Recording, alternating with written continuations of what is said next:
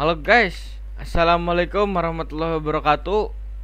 Nama saya Alan Erlangga Saputra. Eh, oh, eh, oh,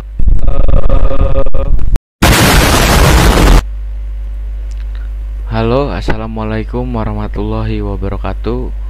Perkenalkan, nama saya Alan Erlangga Saputra dari Universitas Pamulang dengan prodi Teknik Mesin dan di kelas SM001. Di sini saya akan melengkapi untuk nilai saya di mata kuliah gambar teknik.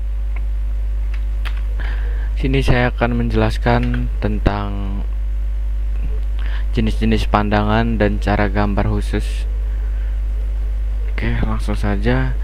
Jenis-jenis pandangan itu dalam menyatakan bentuk suatu benda dengan cara proyeksi ortogonal. Kita dapat menentukan suatu pandangan atau lebih sebagian pandangan utama. Tapi untuk kedua benda dengan bentuk tertentu penyajiannya secara ortogonal kadang-kadang menjadi tidak jelas atau tidak memerlukan banyak pandangan. Kali ini akan ditentukan jenis-jenis pandang sebagai alternatif untuk mengatasi hal-hal tersebut. Yang pertama, pandangan khusus. Untuk menggambarkan bagian benda yang bentuknya miring atau melengkung akan lebih mudah dan lebih jelas menggunakan pandangan gambar khusus. Memperlihatkan contoh gambar dengan pandangan khusus yaitu seperti ini. Kalau udah digambarkan seperti ini, otomatis mau benda apapun ketika sudah digambarkan itu akan jelas dan detail, seperti apa panjangnya, seperti apa kemiringannya, ataupun untuk derajatnya kita akan menemukannya itu. Dan kalau misalkan untuk membuat suatu barang atau benda dari awal, kita hanya butuh gambar. Ketika seseorang membawakan, saya ingin membuatkan ini seumpama, maka jika tidak digambarkan dulu itu akan samar-samar atau bahkan mungkin bisa tidak jadi dan susah untuk membuatnya. Kalau udah ada gambar kemungkinan pasti bisa. Jadi, dan gambar ini pun ada banyak-banyak jenisnya. Kayak misalkan yang ini, nanti kita ada lagi yang nomor 2, pandangan khusus menggunakan tanda panah. Nah, kalau misalkan tanda panah ini itu hanya berlaku untuk di Amerika, karena kalau untuk Eropa itu tidak boleh menggunakan cara proyeksi. Ya, ada tanda panahnya. Ini salah satu contohnya.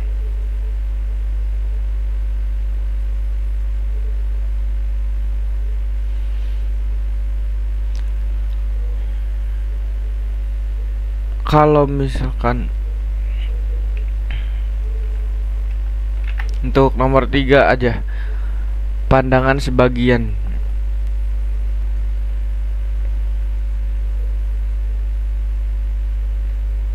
Pandangan sebagian ini untuk memperjelas suatu benda. Kadang-kadang hanya diperlukan pandangan sebagian dari arah-arah tertentu, tapi bukan arah menurut cara proyeksi ortogonal. Seperti ini. Jadi kita tuh hanya digambarkan dari sisi-sisi tertentu, dimana suatu sisi titik A dan titik B itu kita harus cari yang seperti orang gampang menjadi logikanya gitu. Kayak misalkan suatu kubus, kita hanya perlu gambar dari kiri dan kanan dan dari samping juga. Nah, itu dari sebagian saja, karena kalau full tidak mungkin 3 dimensi, karena kita kan menggunakan medianya kan kertas. Setelah itu ada pandangan setempat. Pandangan setempat digambarkan dengan garis tebal dan harus dihubungkan gambar utama oleh garis sumbu. Nah, gambar setempat digambarkan dengan jenis garis tebal, yaitu garis yang tebal. Jadi seumpama di gambar ini ada beberapa garis yang tebal, bisa dikatakan ini pandangan setempat. Dan biasanya itu garisnya itu terhubung dengan garis utama dari titik sumbu mana ke titik sumbu mana. Ini adalah salah satu contohnya. contoh dari pandangan setempat. Lanjut. Pandangan detail. Untuk pandangan detail itu bagian benda amat kecil yang dapat digambarkan dengan jelas atau tidak dapat diberikan ukuran dengan baik, maka benda tersebut dapat digambarkan lebih terperinci dengan skala pembesar. Bagian yang akan diperbesar diberi lingkaran tipis dan ditandai dengan huruf, misalkan A. Ini adalah salah satu contohnya ya, 10:0,8. Gambar hasil pembesaran ditempatkan di lain yang tidak jauh dari gambar pokok. Gambar hasil pembesaran keterangan detail A seperti yang langkahnya B. Jadi gambarnya itu sebenarnya kalau untuk digambar itu besar tapi berskala, seumpama skala A itu banding 1. Yang dimaksud banding 1 kemungkinan itu A-nya itu satunya 1 mili. Seumpama saya memiliki korek, dan untuk digambarkan itu kan, apakah saya harus sekecil korek itu menggambarnya?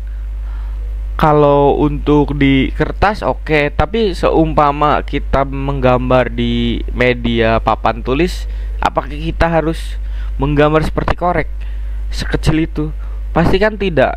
Jadi kita harus memiliki skala 1:berapa, maka kita gambarkanlah seumpama korek sebesar ya seumpama 1 meter, tapi di note ya 1 meter itu seumpama 10 cm banding 1 cm gitu. Jadi apa yang digambarkan yang kecil itu harus digambarkan lebih jelas dan lebih detail agar siapapun yang melihatnya dapat tergambar atau dapat terilustrasi di dalam pikirannya bahwasanya korek itu seperti ini dan besarnya itu seperti ini. Ketika kita menggambarkan kecil, jangankan untuk memikirkannya atau membuatnya, kita pun melihatnya pun agak sulit ya. Jadi seumpama kayak di gambar yang ini kan kecil. Kalau kita gambarkan seperti ini, apakah saya mundur 2 meter ke belakang dapat melihatnya seperti apa ini? Otomatis tidak. Jadi kita harus menggambarkan dengan skala yang tertentu. Kayak seumpama skalanya yang A ini, A itu sama dengan 1. Ketika gambar sudah seperti ini, kan yang tadi saya bilang 2 meter ke belakang saya belum tentu bisa melihat yang ini. Jadi digambarkanlah seperti ini. Agar apa? Agar detail. Jika misalkan dibulatkan seperti ini, dibulatkan. Kalau misalkan seperti ini pun kita harus dibulatkan. Lalu kita gambarkan kembali di sisi kanan atau sisi yang sebelahnya. Yang jelas harus berdekatan. Dan itu harus di note. Seumpama kita menggambarkan ovalnya ini 2, yang sisi ini 1 dan yang sisi ini 1. Dan kita pun harus gambar ini dan harusnya ada lagi di sini. Tapi dengan catatan, yang bulatan pertama ini kita berikan seumpama A atau nomor 1. Jadi ketika yang di sini pun kita sudah jelas dan dapat memisahkannya. Yang ini yang A seumpama, yang ini juga yang B gitu. Jadi intinya segala sesuatu yang kemungkinan dapat sulit untuk dibaca atau untuk dilihat, kita harus memperbesar dan memperdetail apapun itu agar tidak ada miskomunikasi dari antara satu pihak, entah si penggambar atau si penilai. Kita harus lebih berpikir secara sama gitu. Oke, lanjut. Cara menggambarkan khusus. Cara menggambarkan khusus untuk memperjelas bentuk bagian bidang rata ataupun datar tanpa menambah pandangan lain, maka bidang rata tersebut ditandai dengan garis diagonal seperti halnya nomor 10.3. Perlu diketahui juga bahwa dalam gambar bangunan atau arsitektur, suatu segi empat yang diberi diagonal diartikan sebagai lubang 10:10. Mungkin di sini sudah ada yang paham untuk cara menggambar bidang yang rata atau datar. Maka pada bidang rata tersebut ditandai dengan garis diagonal. Seumpama kita mau menggambar ember, kita harus berikan suatu garis yang diberikan diagonal, yang artinya sebagai lubang gitu kan.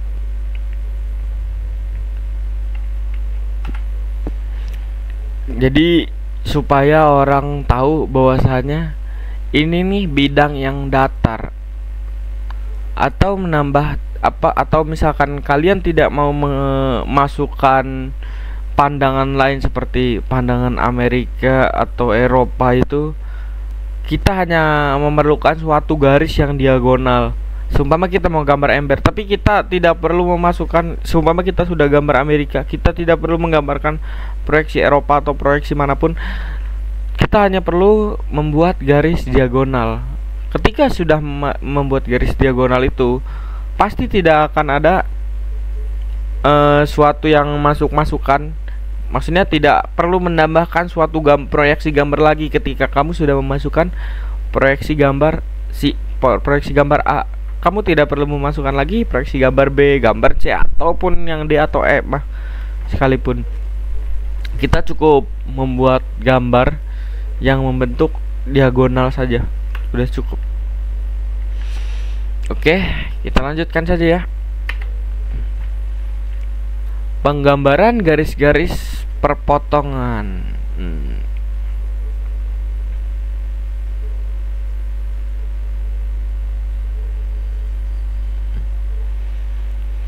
Perpotongan antara dua permukaan, misalnya antara silinder dengan silinder atau antara silinder dengan kerucut, dapat digambarkan dengan 3 kemungkinan. Digambarkan sebenarnya artinya terpotong dan digambarkan dengan garis bar atau tebal jika kelihatan, dengan garis S putus-putus jika tersembunyi. Nah, ini adalah garis potong-potong. Garis potong-potong di 2 kemungkinan dapat digambarkan 3 kemungkinan.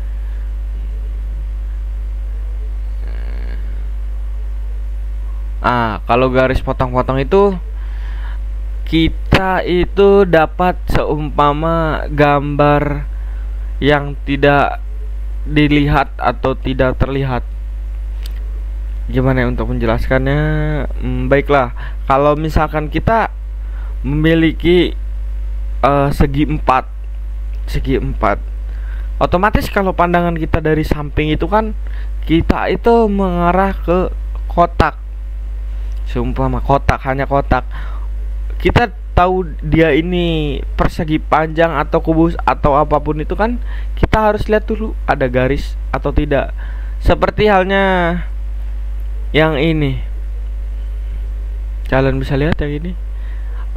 Kalau ini ada garis-garis berarti yang ini itu berada di bagian depan. Seumpama yang ini di belakang, yang ini di depan. Ketika di depan harusnya garis ini tidak ada, tapi karena kita harus memberitahu si pembaca bahwasanya ini yang paling depan loh, dan ini nih persegi panjang loh gitu, kita harus memberikan garis strips, garis putus-putus. Ataupun halnya sama dengan ini. Kalau misalkan ini belum tentu juga ada di depan atau di belakang juga, kadang-kadang ada. Kayak misalkan kita mau nyari titik center, dia sama garis putus-putus, tapi hanya membedakan tebal dan tipisnya saja. Seumpama garis tersebut tebal, berarti dia itu mencari titik center. maksudnya titik center tuh titik ini pas seumpama gambar 10 cm. Gambar 10 cm, oke. Panjang 10 cm, lebar 5 cm, lebar 6 cm seumpama. Panjang 10 cm, titik senternya itu ada di sini. Dan dari titik tengah ini ke arah kanan 5 cm, dan dari titik ini ke arah kiri ini sama 5 cm. Dan dari titik ini karena 6 cm kita ambil ke sini 3 dan ke sini 3. Dan jadi titik tengah itu ada di sini. Tapi dengan catatan garis yang putus-putus ini itu tebal, tidak boleh tipis. Kalau misalkan seperti ini tipis. Oke. Dan kalau misalkan ini pun sama. Kita harus cari titik center. Kayak misalkan kalian melihat gambar persegi panjang atau misalkan kotak seumpama segi 4, terus ada garis ini. Apakah iya ada garis yang seperti ini di antara titik tengah tapi tipis? Untuk apa? Kecuali tebal. Dan yang menentukan tebal dan tipis itu dari si penggambarnya sendiri tadi. Seberapa tebalnya itu ada di si penggambar tadi. Si penggambar menggambar dengan tipis itu seperti apa dan tebal itu seperti apa. Karena gini mas, setiap penekanan pada pulpen atau pensil itu dapat mempengaruhi gambar juga. Seumpama saya terlalu nekan, akhirnya yang seumpama ada si A dan si B. Si B menggambar tipisnya itu dia agak menekan, dan si A itu tipis ya mungkin hanya toel doang.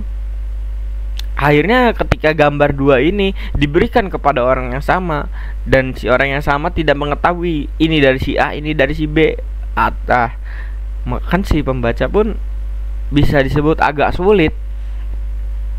Karena setiap penekanan pada pensil itu kan berbeda ya. Ada yang terlalu tekan, atau ada yang kurang tekan malah bahkan mungkin. Ya kan kita tidak tahu ya bagaimana cara orang menekannya. Bagaimana kalau kalian sendiri coba menekannya? Seperti apa? Oke, lanjut. Gambar yang disederhanakan. Ini adalah gambar tipis, gambar-gambar yang sudah disederhanakan.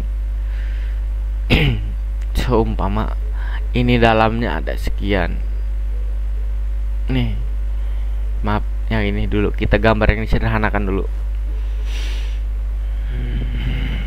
Gambar yang disederhanakan itu suatu gambar yang sudah banyak dan di step dan disimpulkan menjadi seperti ini.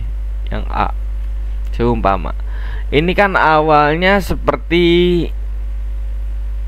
yang gampang di ini, yang seperti di C ini kan seperti pipa saja, tebalan pipa berapa, ini berapa. Ketika kalian suruh menggambar pipa, bahkan orang hanya detail-detail segala sesuatu, pandangan mereka berikan pandangan segala macam kan banyak. Ketika sudah banyak itu hanya mencari yang sederhana lah gitu. Kita hanya melihat ketebalan seumpama, atau garis atau sudut pandang seperti apa. Ini mas, ini mbak, ini mas, ini mbak.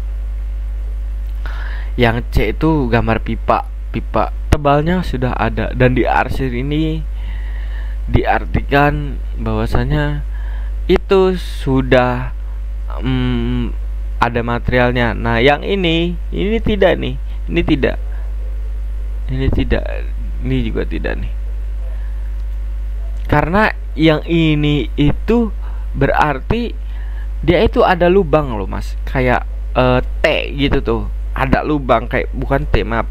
Kayak pipa, kalian bor tengahnya, maka gambar samping. Kalau kalian belah dua dari titik tengahnya, maka seperti ini dalamnya. Yang ini yang masuk di arsir ini berarti ini ada materialnya. Dan yang kosong ini mungkin kohog atau kosong, tidak terkena potongan. Tidak terkena potongan seperti itu. Ini pun sama, yang D pun sama nih. Yang ini pipa juga sama. Nah, kalau yang ini Sepertinya valve deh yang ini. Valve. Oh, yang ini kotak semua betul. Ya atasnya titik.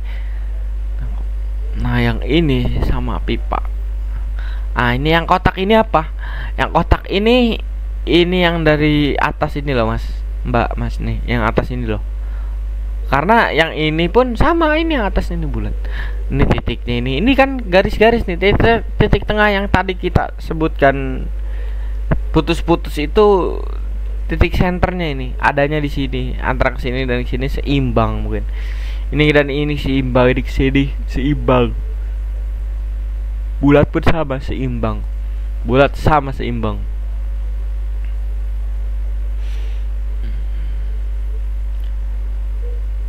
Nah, yang ini sama pun atas seperti ini.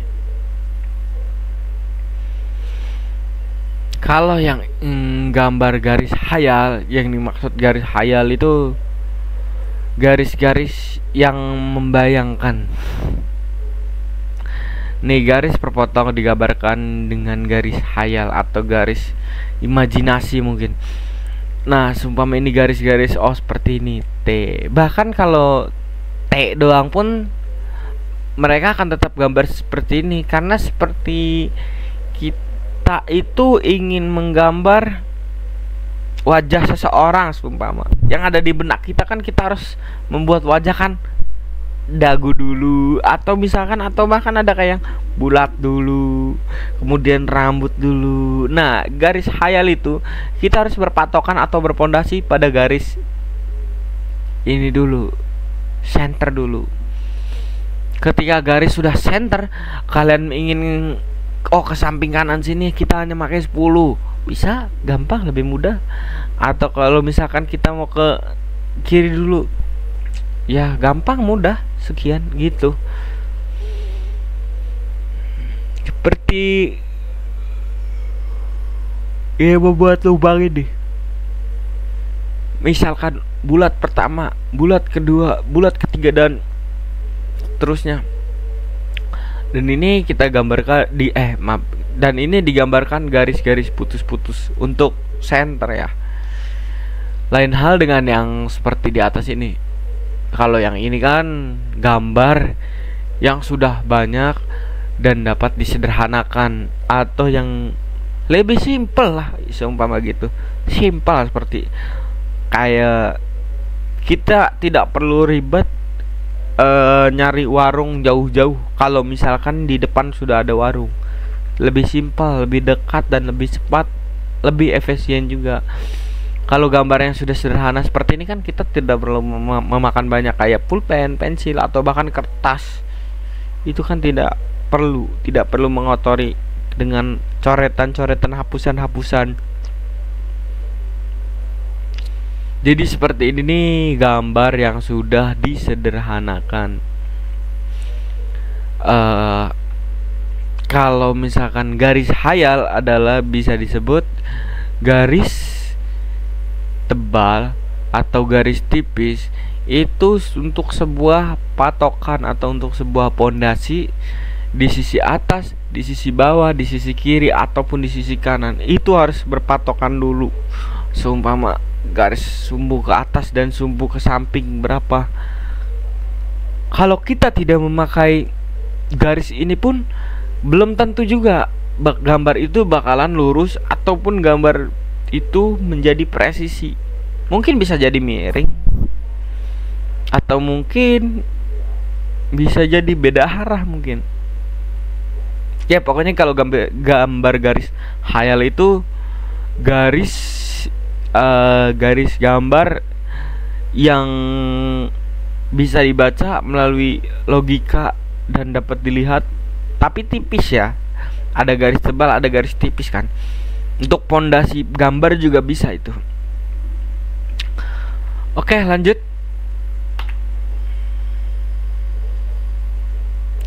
Gambar benda simetris.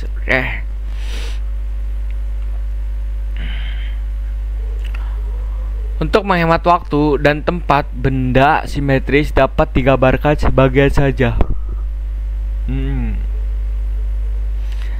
Seumpama gambar itu seperti ini, udah bulat. Kalau ini ada lubang, ini maksudnya lubang spi ya, kalau di bahasa orang-orang maintenance atau engineering tuh rata-rata ini tuh lubang spi.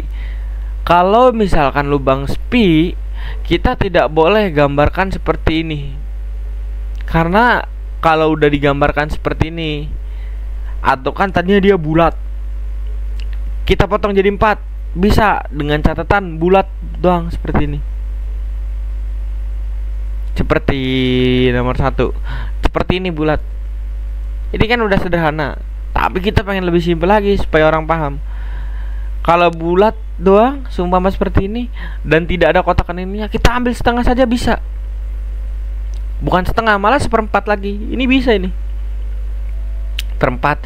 Ini kesini berapa? Makanya fungsi dari strip tadi, strip garis tipis pada ini titik center sini, kita ambil setengah ini ke sini. Dah, yang ini sama ini otomatis sama.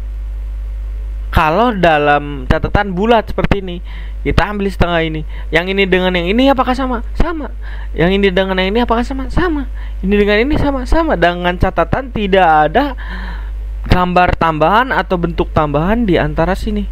Seumpama yang tadi ini kan lubang spi, tidak bisa. Kalau gambarnya udah bulat seperti ini, pasti bisa kalian kasih gambar ini ke bengkel-bengkel atau kemanapun.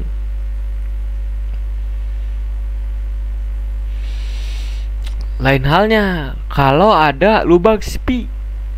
Ini ada lubang spi, ada lubang bor lagi, ada buat L tanam, banyak.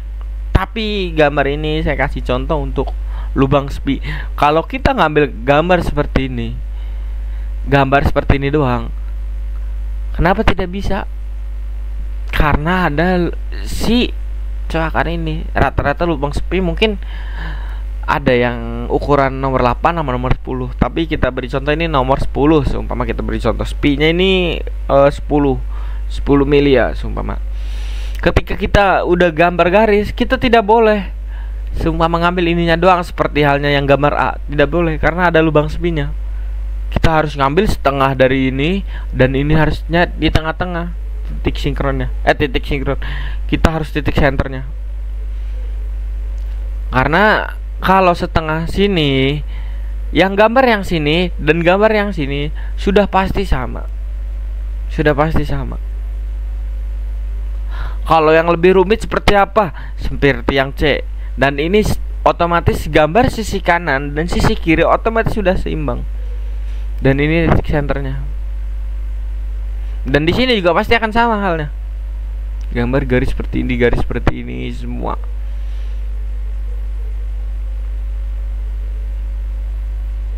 Bisa dibayangkan, mas-mas, mbak-mbak?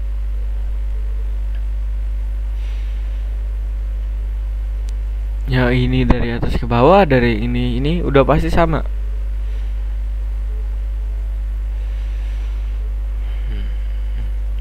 Oke, sudah paham atau belum? Kayak misalkan kita kasih gambar contoh roda motor. Roda motor cuman kita bulat, kasih velg seumpama, velg bintang seumpama. Apakah kita berikan seperti ini? Seperti gambar A? Pasti tidak. Jawabannya pasti yang seperti gambar B atau mungkin bahkan seperti gambar C. Ini hampir sama.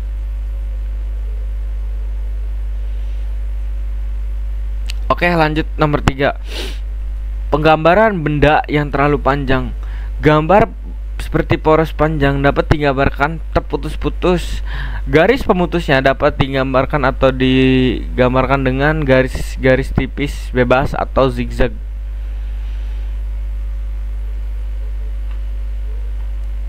Ini gak contoh, salah satu contohnya gambar pemutusan dengan garis tipis bebas, maksudnya gambar garis yang bebas. Pemutusan dengan zigzag.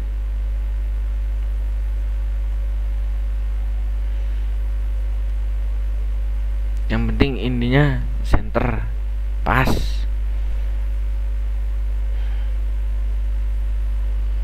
Oke, lanjut. Gambar bentuk yang mengulang. Bagian benda yang bentuknya mengulang tidak perlu digambar seluruhnya, tetapi dapat digambarkan satu atau dua bentuk saja di bagian tempat yang terpenting.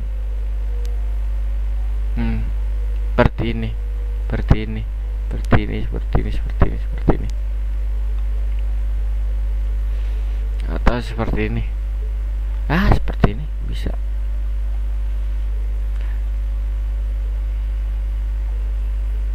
Kalau misalkan gambar bentuknya yang mengulang bisa, tapi ya bisa disebut bisa ya seperti ini, seperti ini. Yang penting ini untuk titik center ya. Seumpama kalian mau garisnya lurus-lurus dari sini ke sini, mau bikin kotak-kotak lah, kolom lah, seperti daftar-daftar apapun, itu bisa seperti ini. Atau bahkan ini pun sama seperti ini.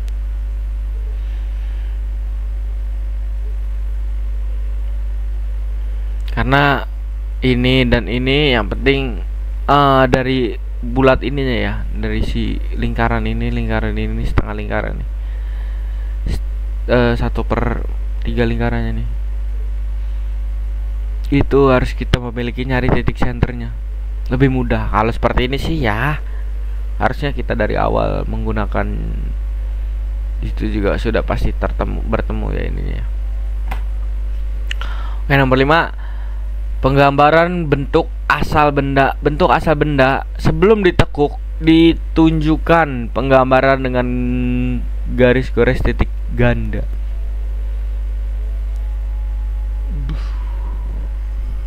Ini seumpama kalian ini awalnya kan lurus. Awalnya lurus, maaf. Ini kan ke atas lengkung. Kalau kita dari sudut pandang atas, kita melihat suatu sisi yang bengkok dari atas, seperti gagang payung. Mungkin kita dari samping, kalian bisa bayangkan dari samping seperti apa, dan ya dari atas seperti apa. Itu mungkin agak rumit menggambarkan yang dari sisi atas, karena seperti yang gambar yang di bawah ini nih, yang ini. Itu agak rumit untuk menjelaskan, untuk menggambar. Ketika seseorang tidak paham dengan gambar teknik, makanya tidak akan ketemu berapa jumlahnya ini ya, jumlah ukurannya atau berapa panjangnya, dan gambarnya seperti apa itu akan susah kalau kalian tidak belajar gambar. Makanya di sini diberitahukan ketika bentuk asal sebelum ditekuk ditunjukkan gambarnya dengan garis gores titik ganda. Ini penggambaran bentuk asal benda.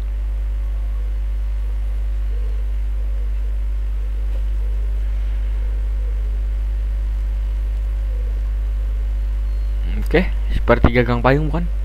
Jadi ditekuk, kita pasti kalian terbayang bentuk dari samping seperti apa dan dari atas itu seperti apa. Seumpama dari atas seperti ini, dari bawah seperti ini, oke, baru kita gambarkan seperti ini kan. Ini kan nengok ke atas nih, pandangan dari atas nih. Ini dari sisi samping ya, dari samping seperti ini, dari atas otomatis seperti ini juga. Dan ini adalah bentuk asal benda. Oke, lanjut. Penggambaran bagian yang berdampingan. Jika pada gambar utama diperlukan bagian yang ada di sebelahnya, maka bagian tersebut digambarkan dengan garis gores, titik, dan tipis. Seumpama ini tebal plat. Nah, maka dari sini ini akan diarsir. Seperti yang tadi pipa, kalian masih ingat kan? Nah, ini ada garis gores juga nih. Ya kan? Ini garis gores juga. Sama. Garis gores sisi bagian sebelahnya. Jadi kita tahu, oh yang ada garis nih, ini nih sebelah atasnya nih, yang ini yang sebelah sampingnya nih, yang tidak ini.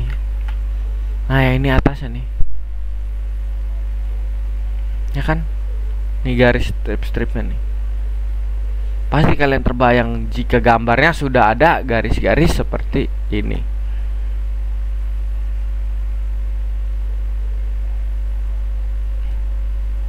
Paham?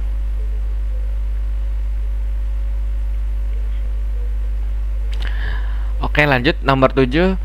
Penggambaran bagian-bagian yang di karter, jaring kawat, plat bordes dan lain-lain. Pola dari bentuk-bentuk yang dimaksud pada gambar bidang hanya sebagian saja.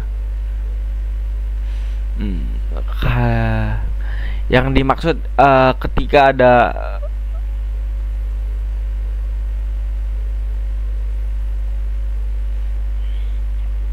kali yang sudah nih seperti plat bordes, seumpama plat bordes atau jaring kawat dan lain-lain, pola dari bentuk-bentuk yang dimaksud digambarkan pada bidang hanya sebagian saja. Seumpama ini semua sisi ini plat bordes, seumpama plat bordes, seumpama kotak, kita hanya gambar strip sedikit saja.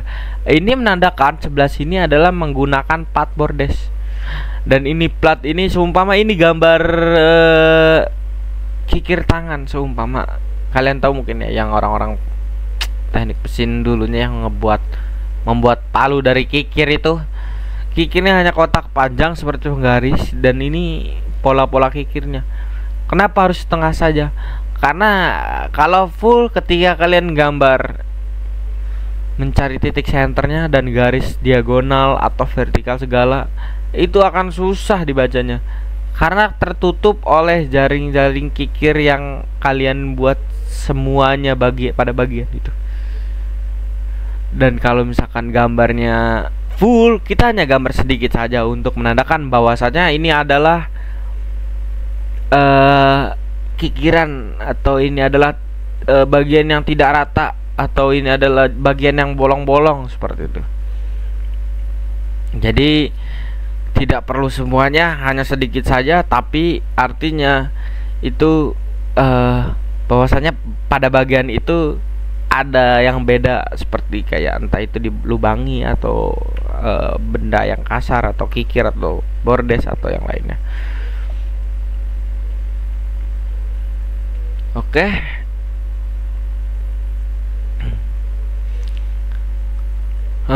Saya beri contoh seperti pada gambar ini nih adalah, iya bener, ini adalah kikir dan ini adalah seumpama jaring-jaring kawat kandang ayam seumpama.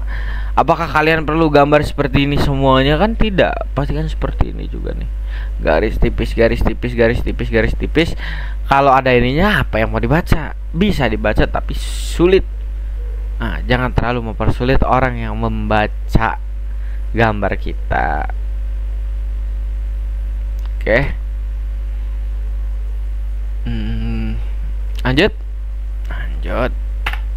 Nomor 8. Penggambaran proyeksi bidang putar. Pada cara gambar ini, suatu bagian benda dalam suatu pandangan diproyeksikan menjadi pandangan lain, tidak menggunakan garis-garis lurus, tetapi dengan garis-garis yang memutar. 10-20 maksud dari proyeksi putar ini adalah untuk menghasilkan pandangan yang lebih jelas dan menyeluruh, sehingga jumlah gambar dapat dibatasi. Berarti ini adalah awal gambarnya yang A. Ini adalah sirip, ya kan, sirip. Oke, gambar dari sisi bawah seperti ini, titik senternya seperti ini seumpama. Ini apa yang 4 ini adalah sirip. Coba kalian gambarkan dulu. Ini adalah pandangan dari samping kiri, samping kanan, sampingnya lagi. Kita akan mengetahui seperti sinkron maaf, untuk vertikal seperti ini, horizontal seperti ini. Nah tuh kita ini titik senternya, lubang bautnya berapa, Kalau disederhanakan kalian hanya menggambar ini doang bisa dengan yang seperempat tadi. Tapi dengan catatan ketika kalian ingin ini sudah menyiapkan plat, dan di sini kan tidak kalian juga harus menjelaskan tebalnya berapa gitu. Kalau lihat tebalnya kan kita bisa lihat dari sini. Ini tebal fullnya berapa, yang ini berapa. Kenapa ini sama ini beda? Karena yang ini diperlihatkan seberapa lebar lubang baut ininya. Kenapa yang ini dan yang ini beda gambarnya? Dan ini karena ini kan garisnya full. Kita sisi pandangan yang diambil ngukur dari siripnya. Ini tebalnya berapa? Tebalnya berapa dari lubang si ininya. Ini adalah salah satu contohnya, oke?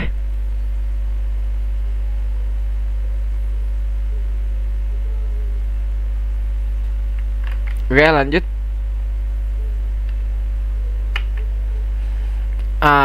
Ini adalah gambar pandang setempat. Mungkin kalian bisa membayangkan dulu, atau buat PR di rumah, atau ini adalah salah satu contoh dari kesimpulan. Terima kasih. Mungkin cukup sekian dari saya. Bila mana di perkataan saya tadi sebelumnya ada kesalahan atau salah pemahaman ataupun dapat menyinggung kalian, di sini saya mohon maaf jika ada benar-benar kesalahan kata atau kesalahan apapun yang tadi saya bicarakan, karena saya tidak sengaja mengucapkan atau tidak ada niat dengan berniatan kesengajaan atas perucapan tadi saya sebelumnya. Dan benar jika ada kata-kata yang salah, saya mohon maafkannya, dan terima kasih sudah mendengarkan saya berbicara dan menjelaskan salah satu tema ini. Mungkin sekian saja dari saya, Alan Erlangga Saputra dari Prodi Teknik Mesin di Universitas Pamulang. Kelas saya SM001. Terima kasih. Assalamualaikum warahmatullahi wabarakatuh.